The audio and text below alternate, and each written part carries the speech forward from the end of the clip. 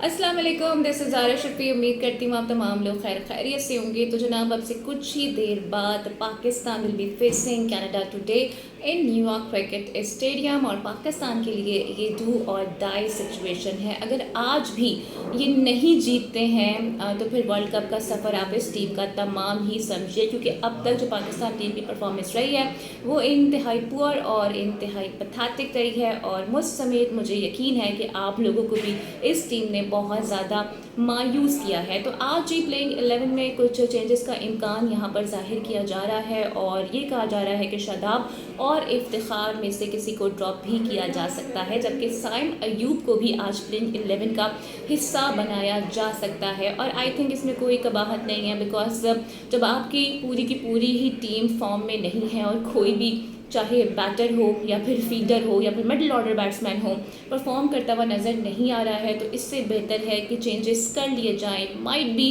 शायद वो changes click कर जाएं और नया आने वाला जो बैट्समैन हो वो परफॉर्म करता हुआ हमें नज़र आए। क्योंकि जहाँ तक इफ्तिखार की बात है तो आपको उनके स्टैट्स बताती हूँ। पिछले 66 मैचेस वो खेल चुके हैं और अभी तक उनके 1000 रन भी कंप्लीट नहीं हुए हैं, जो कि उनकी परफॉर्मेंस पे एक सवालिया निशान तो है ही। फिर जिस तरह से लास्ट मैच में जी शादाब की परफॉर्मेंस थी, ना उनका बैट चला, बॉलिंग उनसे बाबर ने करवाई नहीं थी, तो आप समझ सकते हैं कि उनकी परफॉर्मेंस का लेवल क्या है, किस लेवल पे वो यहाँ पर मौजूद हैं। और मेरी समझ में नहीं आता है कि बार बार उन्हें मौका क्यों दिया जा रहा है। क्या सिर्फ कमज़ोर टीमों के ख़िलाफ़ ही ये टीम परफॉर्म करेगी, जब कोई बड़ी टीम आती है तो इसके हाथ पांव फूल जाते हैं। और अभी तक मुझे ये समझ में नहीं आ रहा है कि फील्डिंग हम इतनी बुरी क्यों करते हैं।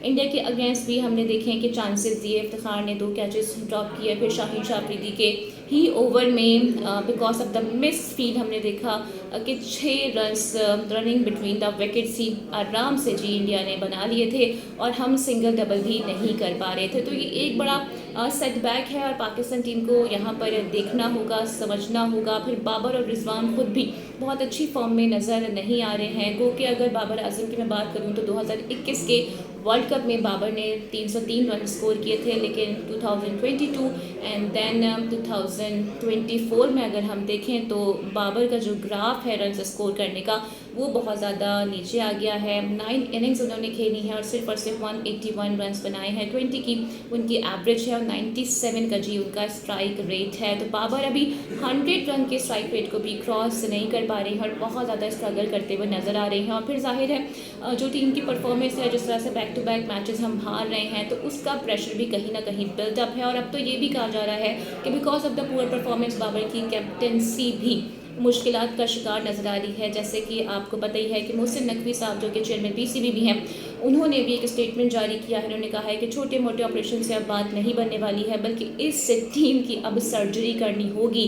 और अब इतलात आई हैं कि वो वापस आ चुके हैं पाकिस्तान, और उन्होंने आते ही फॉरफॉस्ट शुरू कर दिया है कि किसकी टीम में जगह बनती है और किसको टीम से आउट कर दिया जाता है।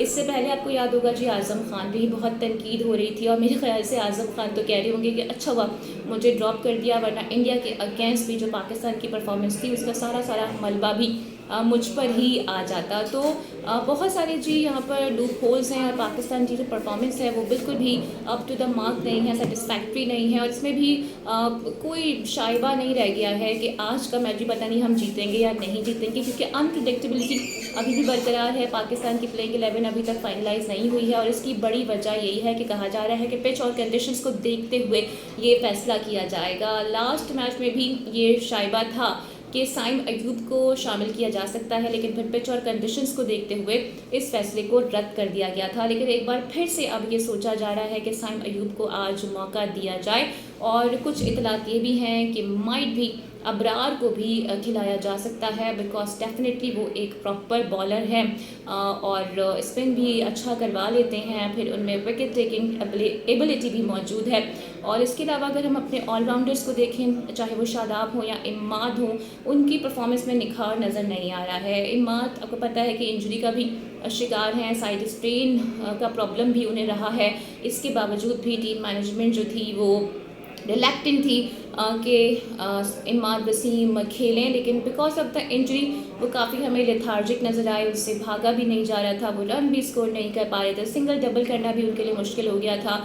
और आपने ये भी देखा कि किस तरह से जो स्ट्राइक रेट 5 पॉइंट समथिंग था उसे वो 9-10 तक ले गए थे। तो मेरे ख्याल से इमाद वसीम अगर आज नहीं भी खेलते हैं तो इसका कोई बहुत ज़्यादा इफ़ेक्ट तो नहीं आने वाला है, क्योंकि उनकी परफॉर्मेंस भी उस तरह से नहीं है। अब माइट भी वो फॉर्म में नहीं है या इंजरी की वजह से वो बुरी परफॉर्मेंस का मुजाहिरा कर रहे हैं। तो आई थिंक पाकिस्तान टीम को आज साइम अयूब और अबरार के साथ जाना चाहिए, बिकॉज अभी चांस नहीं लेंगे, अभी मौका नहीं देंगे तो फिर कब देंगे, क्योंकि जाहिर है आज का मैच अगर हम जीतेंगे और फिर आयरलैंड से जीतेंगे तो उसके बाद ही सुपर एज के लिए क्वालिफाई कर सकेंगे। And by the way Pakistan की किस्मत का इन्हिसार कल के मैच यानी कि यूएसए और इंडिया के मैच पर भी है, क्योंकि यहाँ पर इंडिया को जीतना होगा और यूएसए को हारना होगा, तभी पाकिस्तान के लिए राह हमवार होगी।